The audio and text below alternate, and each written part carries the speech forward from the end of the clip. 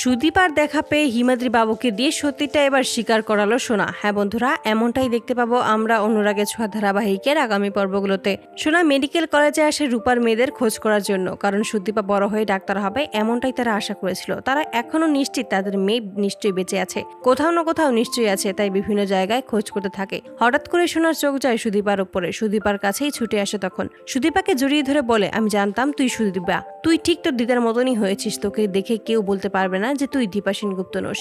এতে করে খুব অবাক হয়ে যায় হিমাদ্রি বাবু ও সুদীপা। সুদীপা হিমাদ্রি বাবুকে নিয়ে চলে যেতে চাইলেই সোনা আটকে বলে যে তুই আমাকে চিনতে পারবি না, তবে আমি তোকে ঠিক চিনতে পেরেছি। হিমাদ্রি বাবুকে তখন সুদীপার ব্যাপারে সমস্ত কিছুই বলতে বলে, তবে হিমাদ্রি বাবু কিছু না বলে চুপ করে থাকে। তখন সোনা বলে যে ওর গলায় একটা লকেট ছিল, সেখানেই ওর নাম লেখা ছিল।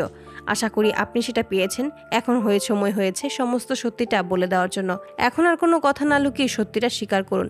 নিজের মেয়ের ভালো চাইতে সমস্তটাই বলে দিন। হিমাদ্রি বাবু তখন নিজের মেয়ের ভালো চাওয়ার জন্যই সমস্ত সত্যিটা স্বীকার করতে বাধ্য হয়। স্বীকার করে নেয় যে সোনা যা বলছে সমস্তটাই সত্যি। তো বন্ধুরা, তোমরা এটাই তো চাও জন্য এভাবেই কলকাতা শহরেই সুদীপার দেখা পেয়েই হিমাদ্রি বাবুকে দিয়ে যেন সমস্ত সত্যিটা এবার স্বীকার করিয়ে নেয় সোনা। কমেন্টে জানাও। আর নিয়মিত আপডেট পেতে আমাদের চ্যানেলটি এক্ষুনি সাবস্ক্রাইব করে পাশে থাকো। ধন্যবাদ।